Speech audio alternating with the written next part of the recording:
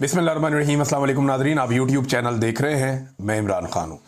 नाज़रीन, नाइंसाफ़ी की पाकिस्तान में मिसालें कायम की जा रही हैं। अब तो जो पाकिस्तान तहरीके इंसाफ के सख्त मुखालिफिन हैं वो भी ये कहना शुरू हो गए हैं कि ये ज़्यादती है, यानी इस लेवल से आगे तो मामला नहीं जाना चाहिए था।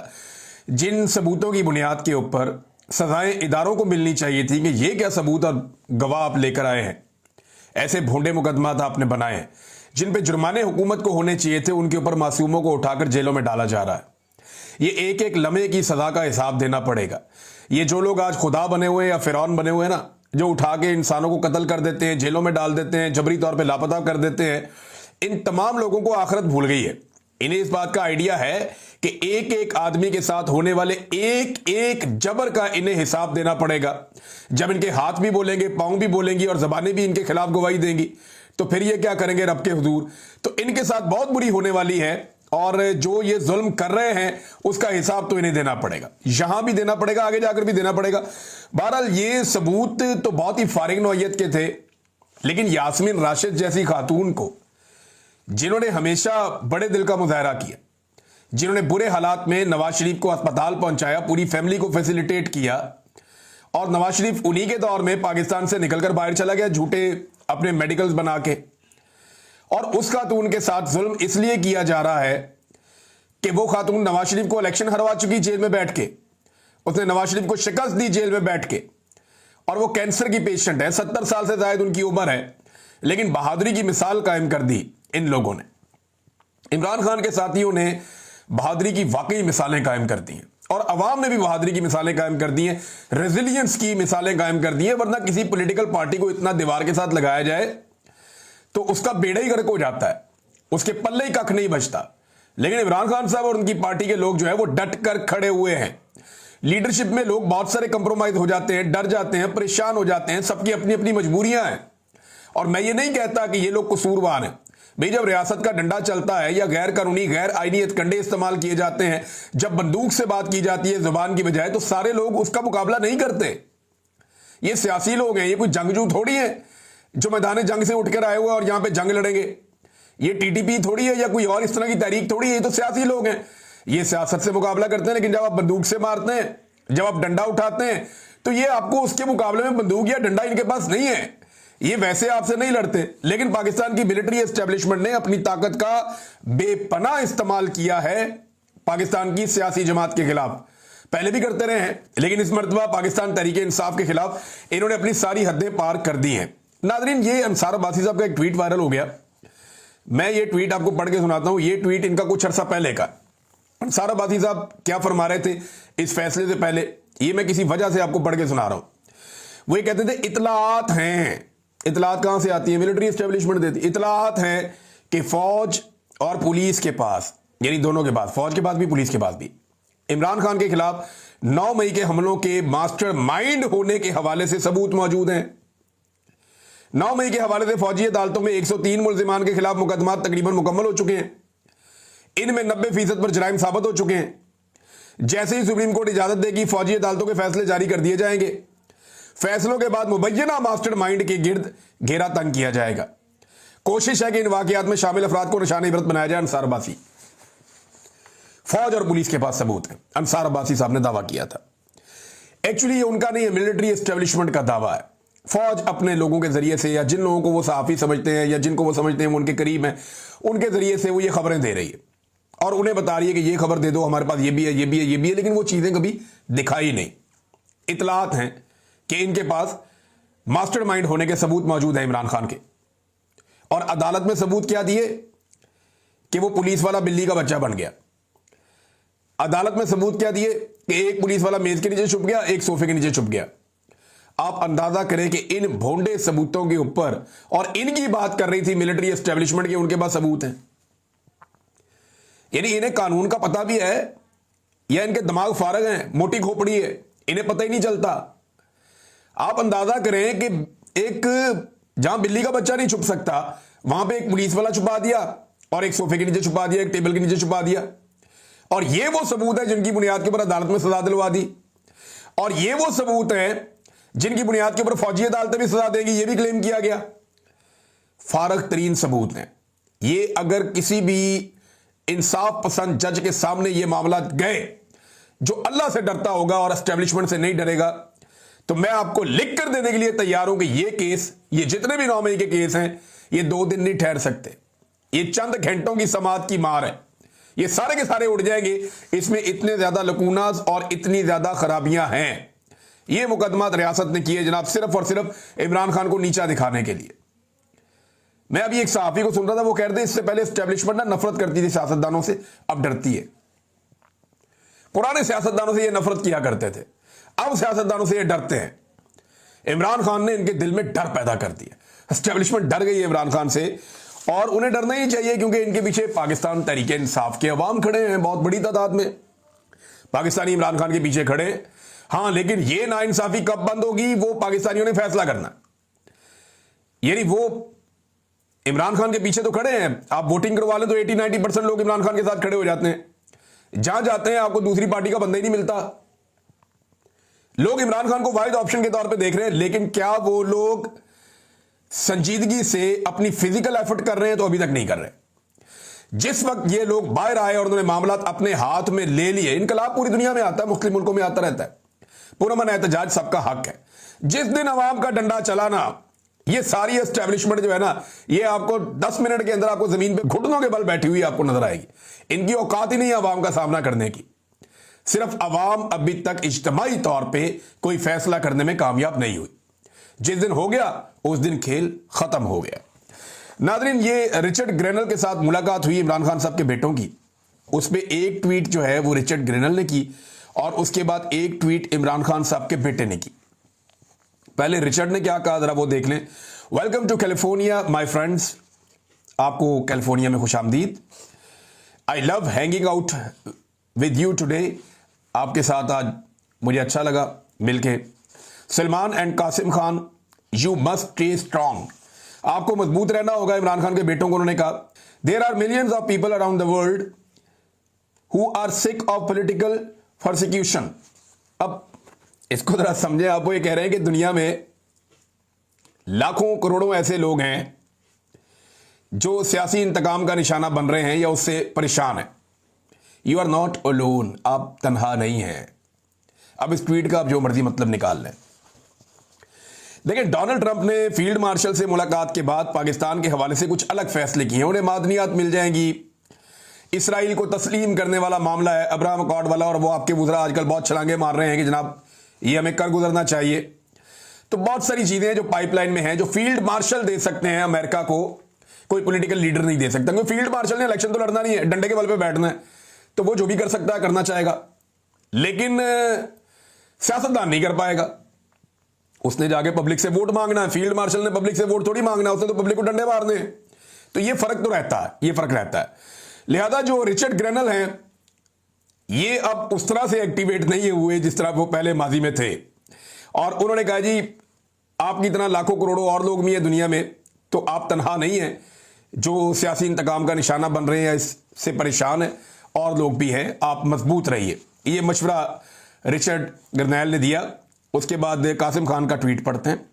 कासिम खान ने कहा कि हमारे वालिद इस मुल्क के लिए सब कुछ कुर्बान कर दिया, अपनी राहत, सुकून और सलामती छोड़कर पाकिस्तान के मुस्तकबिल की खातिर जिद्दोजहद की। आज वो खामोश कर दिए गए हैं, अजियत में हैं, कैद में हैं, और हमसे मुकम्मल तौर पर जुदा कर दिए गए हैं, राब्ते मुनक़ता हो गए। जब से हमें शऊर आया है, उन्होंने मुझे और मेरे भाई को सिखाया कि करप्ट हुकूमत कितनी तबाहकुन हो सकती है। आज उन्हें इसी जुर्म का इल्ज़ाम दिया जाना एक सफाक और नाकाबिले बर्दाश्त सितम ज़रीफ़ी है। वो कह रहे हैं जी मेरा वालिद खुद करप्शन के खिलाफ सारी ज़िंदगी लड़ता रहा और उसी के ऊपर करप्शन के मुकदमात बना दिए, ये बड़ा जुल्म है, सितम ज़रीफ़ी है। रिचर्ड ग्रेनल को मिलने के बाद, इससे पहले उन्होंने अपने वालिद के करप्शन के केसेस के ऊपर बात नहीं की थी, तो ऐसा लगता है कि अमेरिका में उन्हें यह बताया गया है कि शायद मैं ये अपने अंदाजे से कह रहा हूं, इस ट्वीट पे मुझे थोड़ी सी झलक नजर आ रही है कि शायद अमेरिका में पाकिस्तान की एस्टेब्लिशमेंट ने यह समझाया कि इमरान खान ने करप्शन की हुई है, शायद, और ये चीजें उनके सामने आई तो फिर उन्होंने शायद इसके ऊपर एक स्टेटमेंट इस तरह का दिया कि इमरान खान तो करप्शन के खिलाफ जद्दोजहद करता था, मुझे और मेरे भाई को समझाता था हमारा वालिद, तो उसके ऊपर भी इस तरह के इल्ज़ाम लग गए हैं। तो ये एक सफाक और नाकाबिले बर्दाश्त सितम ज़रीफ़ी है, एक जुल्म है। ये उन्होंने कहा। नाज़रीन, मौजूदा हुकूमत जो है उसकी मौजें लगी हुई हैं और एक मरतबा फिर पाकिस्तान में गैस और पेट्रोल मजीद महंगा करने की तैयारी की जा रही है। पिछले वीलॉग में मैंने आपको सुनवाया कि पाकिस्तानी क्या कहते हैं इस बारे में। पाकिस्तानी भरे हुए थे। अभी 9 मई के हवाले से हम सर्वे करवा रहे हैं, एक आधे दिन में आपको सुनवाएंगे कि 9 मई के फैसलों पे जो अदालती फैसले आए हैं उन पे पाकिस्तानी अवाम का रद्द-ए-अमल क्या है। लेकिन गैस और पेट्रोल मजीद महंगा करने की पाकिस्तान में हुकूमत ने तैयारी कर ली है। जबकि एक और बड़ी इंपॉर्टेंट खबर वो ये है कि ऑडिटर जनरल की रिपोर्ट के मुताबिक बिजली के 2,78,000 सारिफीन को 47 अरब 81 करोड़ रुपए के इजाफी बिल भेजे गए हैं। अंदाजा करें आप, लगभग 3.25 लाख से ज्यादा जो घर हैं उनको इजाफी बिल अरबों रुपए के भेज दिए गए हैं। और ये इलेक्ट्रिक सप्लाई कंपनियां लाइन लॉसेज और नाकिस कारकर्दगी छुपाने के लिए ओवर बिलिंग में मुलव्वस हैं। ये ऑडिटर जनरल की रिपोर्ट है, मैं नहीं कह रहा, सरकार की अपनी रिपोर्ट है। और 8 कंपनियां ऐसी हैं, ये डिस्ट्रीब्यूशन कंपनियां हैं जो बिजली डिस्ट्रीब्यूट करती हैं और बिल इकट्ठे करती हैं। इन्होंने 244 अरब की ओवर बिलिंग की है, ये उसके अंदर मुलव्वस हैं। अवाम की जेब पे 244 अरब का डाका डाला। बिजली में ये डाका डालते हैं, चीनी में ये डाका डालते हैं, आटे में ये डाका डालते हैं, पेट्रोल में ये डाका डालते हैं, हर चीज में अवाम की जेब के ऊपर ये डाका डालते हैं। और बाद में ये अवाम के हमदर्द बन के बैठ जाते हैं। फिर वो टिकटॉकर बयान दे देती है कि मेरे अब्बू का दिल दुख गया, वो मीटिंग छोड़ के चले गए। और भाई मीटिंग से बह के दुखी कर लेना सी, या मीटिंग से छोड़ के आपने क्या कर लेना, मीटिंग छोड़ के चले गए। खुदा का नाम ले यार, आप लोगों को बेवकूफ तो ना बनाए। लोगों का आपने बेड़ा गर्क करके रख दिया है। 2023 में भी नादरीन ये स्कैंडल आया था। तब जो है ये जाली हुकूमत ने ये कहा था कि जनाब हम करते ये हैं कि इंपोर्टेड हुकूमत थी उस वक्त, अब तो ये जाली हुकूमत है। तो 2023 में उन्होंने कहा जी इंक्वायरी करवाएंगे, लेकिन इंक्वायरी के बाद मामला दबा दिया गया। आज तक पता ही नहीं चला कि किसने कितना पैसा आवाम की जेब से निचोड़ लिया था। इंक्वायरी इन्होंने करवाई थी कि जनाब ये जो स्लैब सिस्टम है इसका फायदा उठाते हुए जो बिजली तकसीम करने वाली कंपनियां हैं जो बिजली प्रोवाइड करती है आवाम को, उन्होंने आवाम से इजाफी अरबों रुपया वसूल कर लिया। हम आवाम को वापस करेंगे, आज तक कोई वापस नहीं किया पैसा, कोई टका आवाम का आज तक वापस नहीं हुआ। थोड़ा अर्सा पहले इन्होंने अरबों रुपए के इश्तिहार चला दिए कि जनाब हमने बिजली 7 रुपए सस्ती कर दी है। वो बिजली सस्ती हुई नहीं, मीडिया को अरबों रुपया खिला दिया इश्तिहारों के अंदर। करोड़ों रुपए एक एक मीडिया को ये दे देते हैं कि जनाब आपको इश्तिहार मिल रहे हैं, और उसका फायदा आवाम को टके का नहीं हुआ। ये सिर्फ अपनी मशहूरी करने आते हैं और मशहूरी करके निकल लेते हैं। नाज़रीन, फील्ड मार्शल आर्मी चीफ की मुलाकात हुई एक मरतबा फिर ताजर बरादरी से, ताकि उनके मसाइल हल किए जाएं। तो फील्ड मार्शल की मुलाकात के बाद ना एक इंटरव्यूज का सिलसिला भी शुरू हुआ। तो 2 चीजें सामने आती हैं, 2 सवालात खड़े होते हैं। नंबर 1, आर्मी चीफ ताजरों से क्यों मिले, या आर्मी चीफ ताजरों से क्यों मिलते हैं, नंबर 1 सवाल। नंबर 2, ताजर आर्मी चीफ से क्यों मिलते हैं, क्यों मिलना चाहते हैं। पहले सवाल का जवाब यह है कि आर्मी चीफ अच्छी तरह जानते हैं कि जिनको वो लेकर आए वो नालायक है, नकम्मे हैं, उनसे कुछ नहीं होना।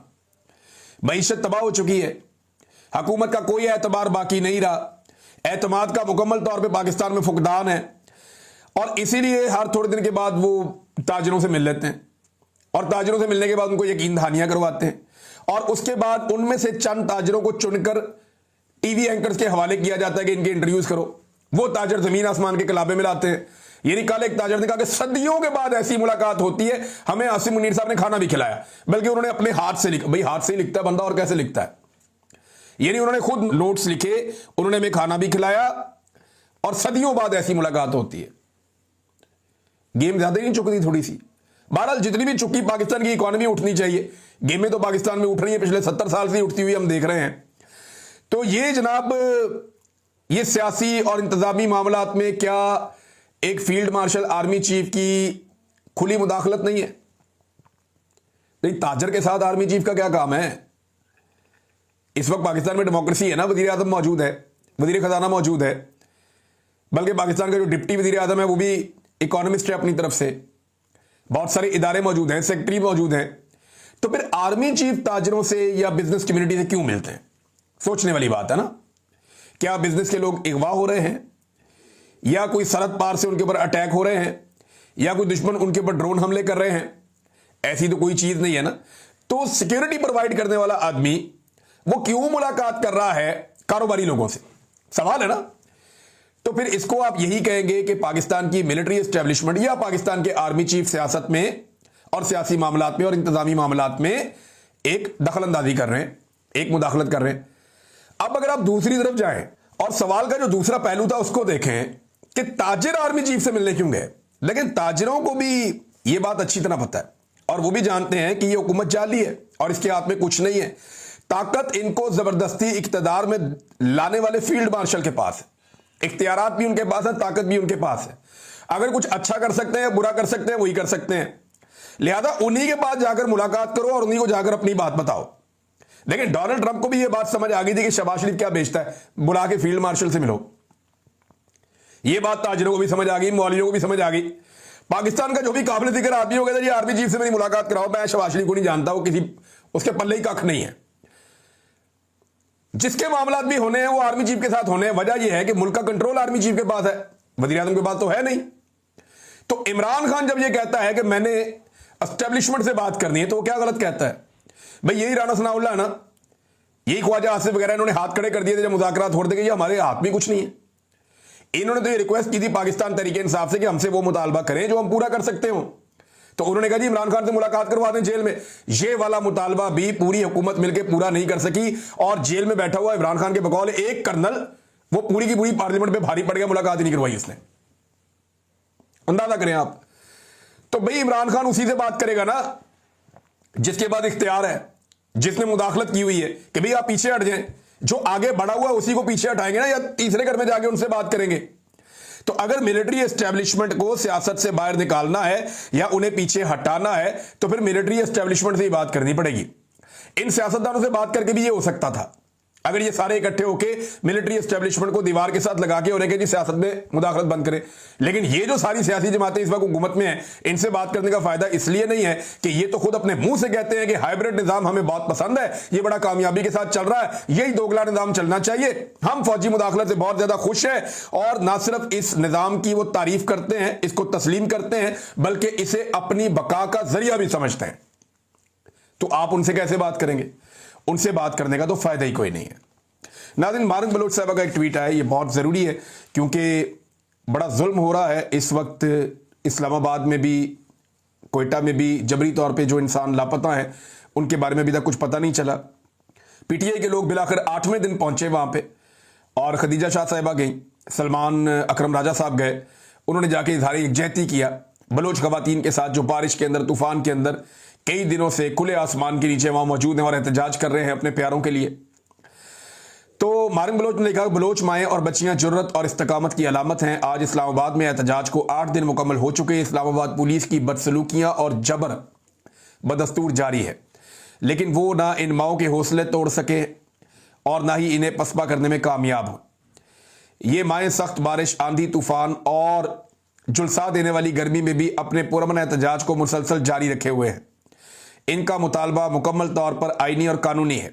Doctor Marang Bloch, Bloch यकजहती committee की क़यादत और दीगर जबरी तौर पर लापता या गिरफ्तार अफराद की रिहाई। रियासत को चाहिए कि इनके आईनी मुतालबात को तस्लीम करे, लेकिन अफसोस कि इसके बजाय रियासत इन बाहिम्मत माओं को हरासा कर रही है।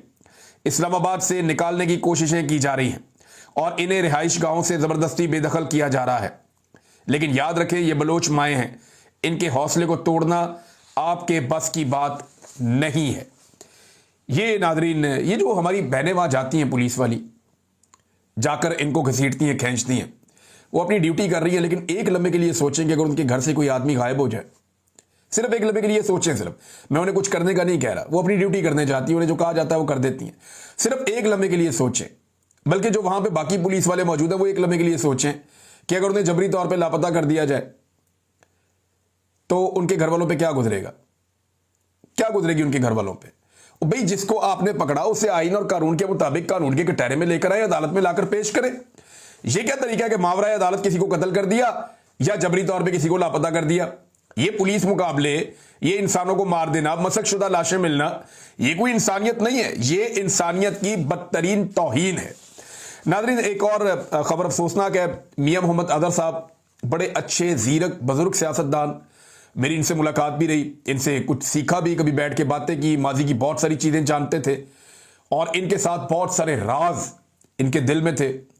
लेकिन बड़े ही ज़बरदस्त इंसान थे, बहुत ही रवादारी वाले इंसान थे। और ड्राइंग रूम पॉलिटिक्स के कहा जाता है कि वन ऑफ द बेस्ट जो पाकिस्तान में लोग हैं उनमें से एक मियां मोहम्मद अजहर साहब थे। गवर्नर भी रहे हैं, नून लीग में रहे, काफ लीग में रहे, उसके बाद इन्होंने पाकिस्तान तरीके इंसाफ से अभी एमएनए बने। हमाद अजहर साहब के वालिद हैं। हमाद अजहर साहब को आप सब जानते होंगे, इमरान खान साहब के साथियों में से एक है। तो मियां अजहर साहब का इंतकाल हो गया, अल्लाह ताला उन्हें गरीक रहमत करे। और ये एक पाकिस्तानी सियासत में एक बड़ा नाम था जो इस दुनिया से चला गया। और अल्लाह ताला उनकी जो अगली मनाजिल हैं उन्हें आसान करे। अब उनकी नशिस्त खाली है, वहाँ पे दोबारा इलेक्शन होगा, देखते हैं कि उस इलेक्शन में क्या होगा। नाज़रीन, जो पाकिस्तान छोड़ने वालों की रफ्तार है उसमें बहुत तेज़ी से इजाफा हो रहा है। और पाकिस्तान तहरीक इंसाफ ने एक डाटा शेयर किया है, और ये डाटा पाकिस्तान तहरीक इंसाफ का अकेले का नहीं है। ये जो डाटा है ये मुंसलिक है इंडिपेंडेंट उर्दू से। ये डाटा ये बताता है कि पाकिस्तान दुनिया के उन ममालिक में शामिल है जहां सबसे ज़्यादा लोग अपना मुल्क छोड़कर जा रहे हैं। यानी वो मुल्क जहां से लोग तेजी से तरक्के वतन कर रहे हैं, जो अपना मुल्क छोड़कर जा रहे हैं। पाकिस्तान इंडिया से भी आगे निकल गया, बांग्लादेश से भी, फिलीपीन से भी, चाइना जो दुनिया की सबसे बड़ी आबादी है पाकिस्तान उससे भी आगे निकल गया, नेपाल से भी, यूनान से भी, सूडान से भी, और ब्राजील से भी पाकिस्तान आगे निकल गया, तुर्की से भी आगे निकल गया, वेनेजुएला से। दुनिया के जितने ममालिक का यहां पे डाटा दिया हुआ है, सबसे ज्यादा जो लोग अपना वतन छोड़कर गए वो पाकिस्तानी